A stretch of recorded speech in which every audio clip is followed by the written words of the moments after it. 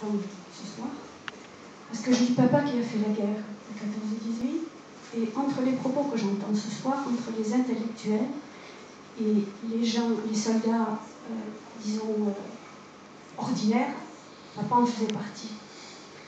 Et il y avait cette humilité, cette discrétion. Il ne voulait jamais parler de la guerre. Et la première fois que j'ai vu papa pleurer, c'était quand j'ai insisté et je lui ai demandé de me raconter. Et là, il m'a dit qu'il ne peut pas comprendre. C'est l'horreur, c'est l'enfer sur terre. Il n'avait pas 18 ans quand il est parti. Les devoirs de mémoire, on doit en avoir, oui.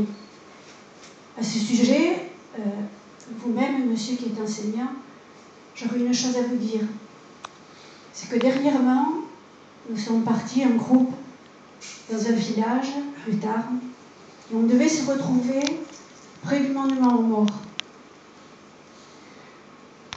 Nous ne nous sommes pas égarés, mais nous avons cherché dans le village. Et j'ai demandé à un jeune adolescent qui devait avoir peut-être 14-15 ans où se trouve le monument aux morts. Il m'a regardé, l'air un peu perdu. Il m'a dit, qu'est-ce que c'est? Sans commentaire, n'est-ce pas? Voilà. Alors, devoir de mémoire, oui, mais il y a un travail pédagogique derrière tout ça. On ne doit pas oublier. J'avoue que je suis un petit peu meurtrie par ces choses-là. Alors, ce que vous dites là, notre camarade qui est enseignant à Naïou est en train de parler à ses élèves de la guerre de 14, et je suis sûr qu'à Naïou, vous n'auriez pas eu cette réponse de gamin et qui ne savait pas où était le monument aux morts. Il ne faut peut-être pas généraliser non plus à partir d'un cas.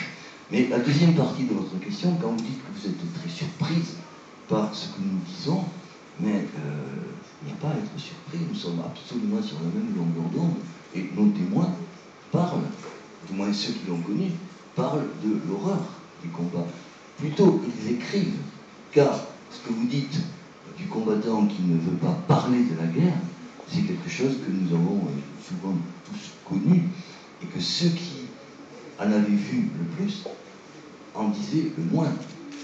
Ça, c'est quelque chose que nous avons tous rencontré et qu'on peut absolument généraliser. Donc, on n'a pas cité des témoignages d'horreur, mais sur les 500 témoins, je peux vous dire que tout ce qui était en première ligne nous ont raconté tout ça en détail.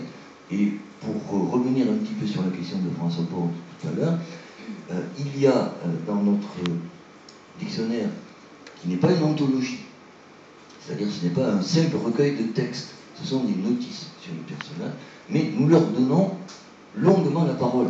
Nous voulons qu'on entende aussi ce qu'ils ont écrit et de la façon dont ils ont écrit. Excusez-moi.